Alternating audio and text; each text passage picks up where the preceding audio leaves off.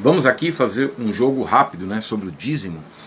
Com isso eu não estou dizendo que nós não temos que dar contribuições ao local de culto que nós pertencemos. O que queremos mostrar com esse vídeo é que os fins não justificam os meios. Nós temos que lutar com as armas que Deus disponibilizou para que lutássemos com elas.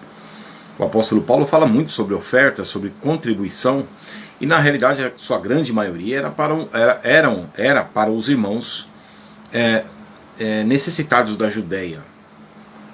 Mas se você pertence a um local e ali tem que pagar aluguel, tem que pagar água, luz, as contribuições normais, nós devemos fazer. O que nós não podemos fazer é mudar os textos bíblicos e encaixar da forma como nós queremos, né?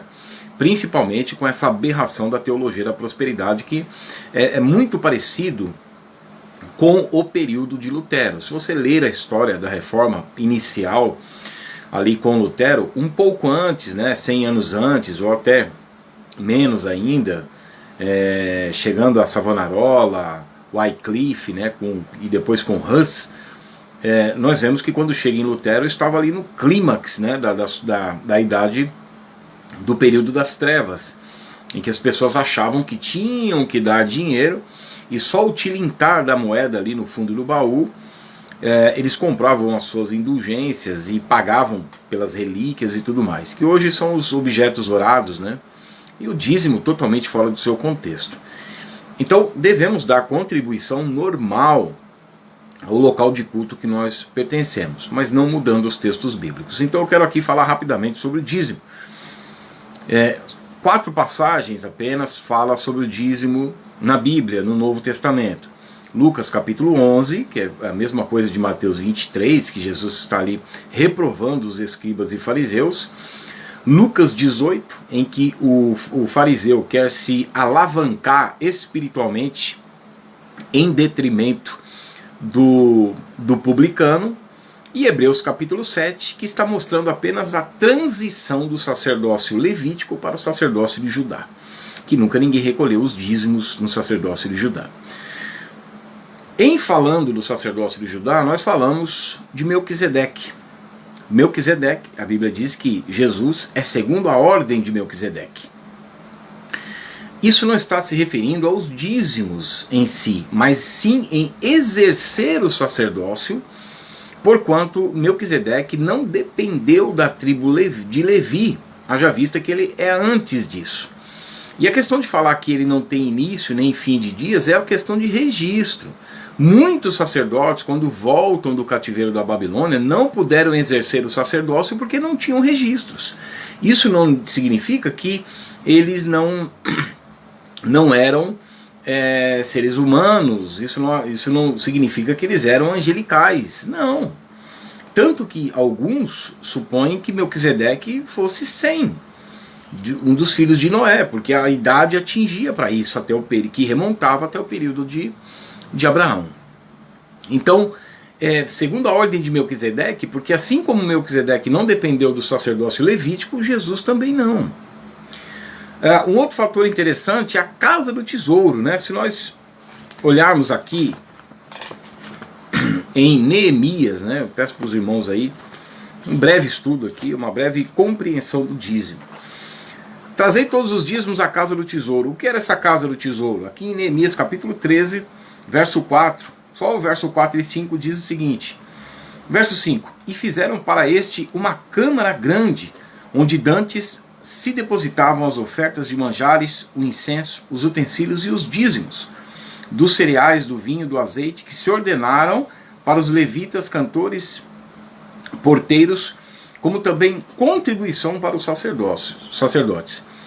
Era um local específico onde se armazenavam os dízimos. Trazei todos os dízimos à casa do tesouro. Era uma câmara onde se armazenavam os dízimos. Dentro do tabernáculo, posteriormente dentro do templo. O templo está destruído e a igreja está andando pela terra.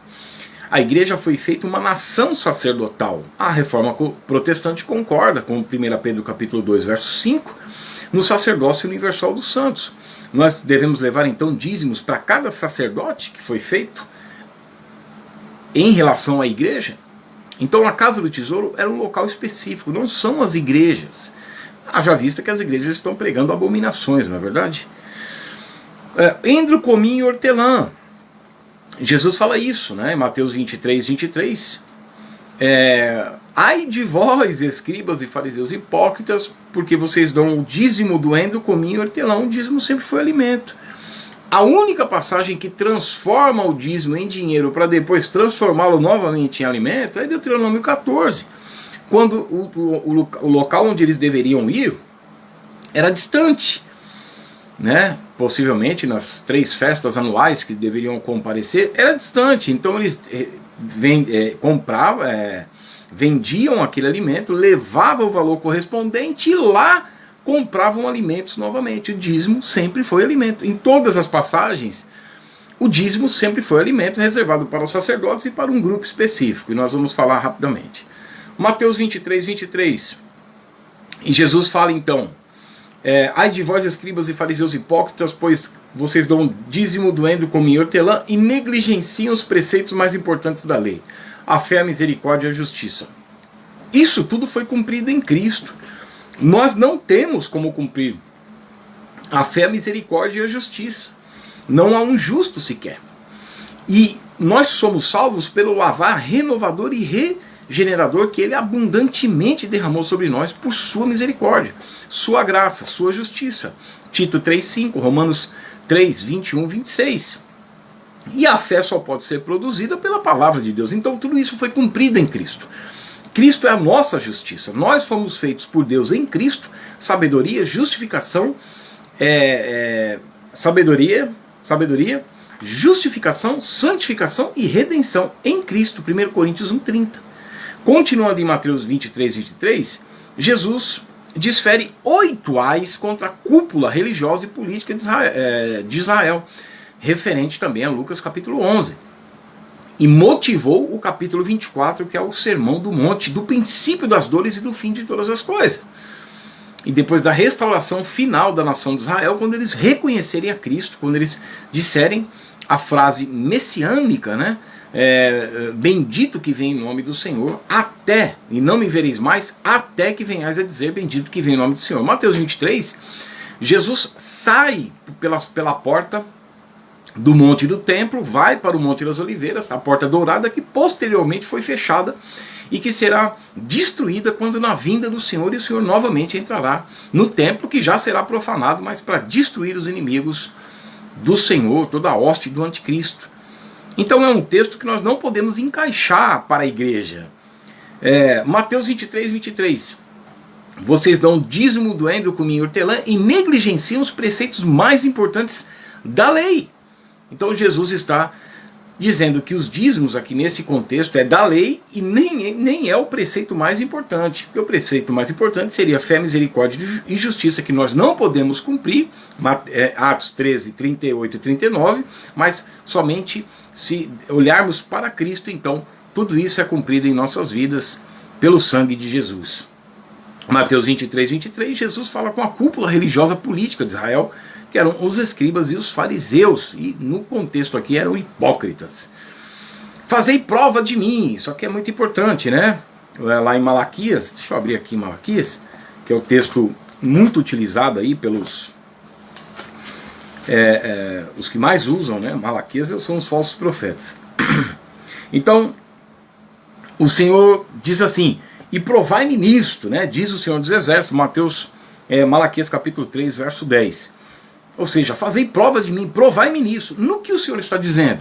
Lá de Deuteronômio 14, 29. Vamos lá para Deuteronômio 14, 29. Está escrito o seguinte, né? Se você quer ter compreensão do que realmente o texto bíblico diz, é importante. Deuteronômio 14, 29. A partir do verso 22, o título diz: os dízimos para o serviço do Senhor. Então, virão o levita, pois não tem parte nem herança contigo, o estrangeiro, o órfão e a viúva, que estão dentro da tua cidade, e comerão e se fartarão, para que o Senhor teu Deus te abençoe em todas as obras que as tuas mãos fizerem. O Senhor promete aqui bênção. Só que os sacerdotes não estavam cumprindo. Então o Senhor disse assim, provai-me nisto, que se vocês voltarem então eu vou abrir as janelas dos céus. Então eles não estavam cumprindo. Deus está dizendo assim, olha, lembra a promessa que eu fiz lá, em Deuteronômio 14, 29, que eu ia abençoar a obra das mãos de vocês? E aqui no capítulo 2 de Malaquias, olha o que diz. Agora, ó sacerdotes, para vós outros é este mandamento.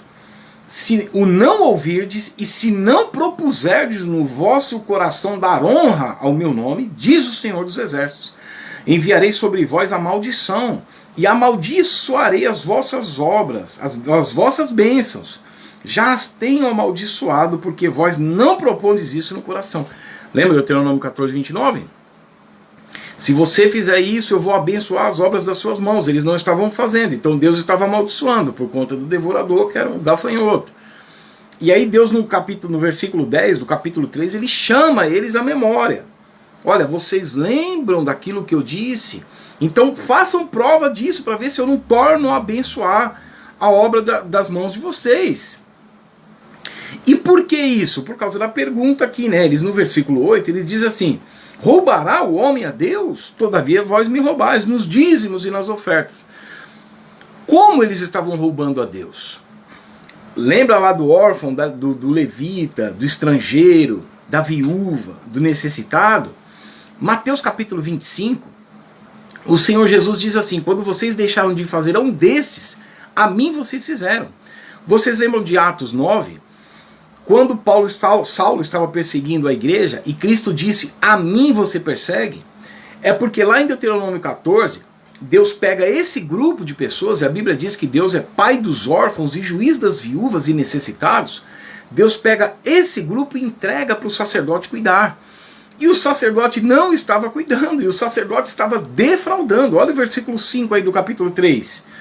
Chegar-me-ei a vós outros para juízo, serei testemunha veloz contra os feiticeiros, contra os adúlteros, contra os que juram falsamente, contra os que defraudam o salário do jornaleiro e oprimem a viúva e o órfão, e torcem o direito dos estrangeiros e não me temem, diz o Senhor dos Exércitos. Eles estavam tirando o direito dessas pessoas, então Deus está dizendo assim, roubará o homem a Deus? Quando não fizesse a um desses pequeninos a mim, fizesse, Saulo, Saulo, por que me persegue? Eu sou o pai dos órfãos e juiz das viúvas, então se vocês não estão fazendo a eles, vocês estão me roubando. Aonde? Nos dízimos. Esse daqui é o contexto. O interessante é que aqui tem uma pergunta, né? Eles só utilizam essa pergunta, roubará o homem a Deus? Todavia me roubais nos dízimos. Aí eles pregam na igreja, tá vendo? Você está roubando a Deus. Os roubadores não herdarão o reino do céu. Só que tem mais pergunta aqui no livro de Malaquias. Olha o capítulo 1, verso 6. O filho honra ao pai e o servo ao seu senhor. Se eu sou pai, onde está a minha honra? E se eu sou senhor, onde está o respeito para comigo? Diz o Senhor dos Exércitos. A vós outros, ó sacerdotes, que desprezais o meu nome. E vós dizeis, em que desprezamos o teu nome? Não tem só a pergunta do roubará o homem a Deus? Mas aqui também, ó, em que desprezamos o teu nome?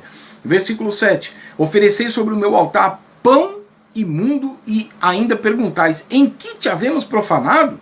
Ou seja, aqui tem mais perguntas. Nós vamos levar pão para o altar, nesse contexto aqui, das ofertas e de sacrifícios que eram levados, né, animal coxo. Nós não faremos isso, não é verdade? Então eles estavam roubando a Deus no tocante à não distribuição dos dízimos. Olha aqui, o dízimo não era da lei, mas foi introduzido na lei. Lá em Hebreus capítulo 7, diz que eles recolhiam os dízimos de acordo com a lei. Ah, mas o dízimo é antes da lei, é anterior à lei. Tudo bem, o sábado, a circuncisão e o levirato eram anteriores à lei. Porque nós só observamos o dízimo. Não é de se questionar, né? Repreenderei o devorador, né? Malaquias, por vossa causa repreenderei o devorador. Devorador, lá em Levítico capítulo 11, verso 22, é um animal liberado para consumo. Não é considerado um animal imundo, nem como animal. Imagina sendo demônio, não é demônio. Então não é um demônio que vai entrar na sua vida se você não estiver tirando 10% do seu salário, que às vezes você só tem para pagar o aluguel, para comprar alimento para os seus filhos. Em que a igreja tem que ajudar. Aqueles irmãos que no momento estão tendo, eles ajudam os que não têm. Atos capítulo 2, verso 42 e 47 era exatamente dessa forma. Atos capítulo 4, verso 32 e 37. 2 Coríntios capítulo 8, verso 1 a 15. 1 Coríntios capítulo 16, verso 22. 1 João capítulo 3, verso 17, gente. Então os irmãos têm que se ajudar, né? Essa é a referência que nós temos de como o povo de Israel vivia no regime, né? no passado, no antigo pacto. Então, por vossa causa repreenderei o devorador. Por quê? Se o sacerdote voltasse a obedecer a Deus, lá como está em Deuteronômio 14, 29, então por causa dessa obediência, Deus ia repreender o devorador. Só que não, Deus estava amaldiçoando a obra das mãos deles, capítulo 2, verso 1 a 2, Malaquias capítulo 2, por causa de Malaquias capítulo 3, verso 5, porque eles estavam defraudando o direito dos órfãos, das viúvas e dos necessitados. Então, Malaquias capítulo 3, verso 9, com maldição sois amaldiçoados, porque a mim me roubais vós, sacerdotes, e a nação toda sofria por isso. Por quê? Porque o sacerdote era o cabeça espiritual da nação. Malaquias capítulo 2, verso 7, diz o seguinte: porque os lábios do sacerdote devem guardar o conhecimento, e da sua boca devem os homens procurar a instrução, porque ele é o mensageiro do Senhor dos Exércitos. Então o sacerdote era o cabeça espiritual da nação. Assim como o rei era o cabeça político da nação. Se o rei ia mal, a nação sofria. Se o sacerdote ia mal, a nação padecia.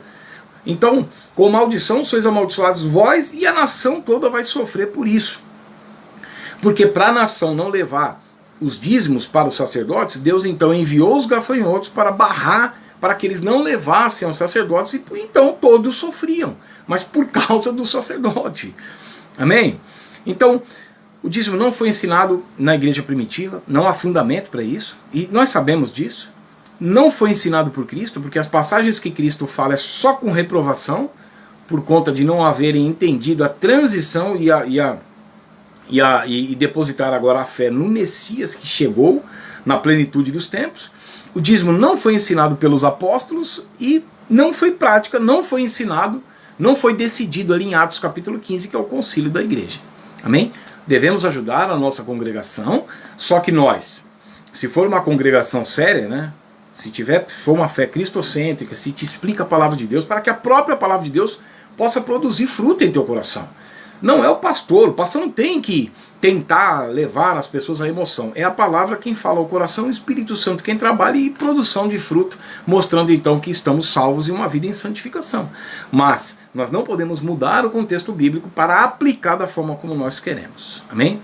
Deus abençoe sua vida.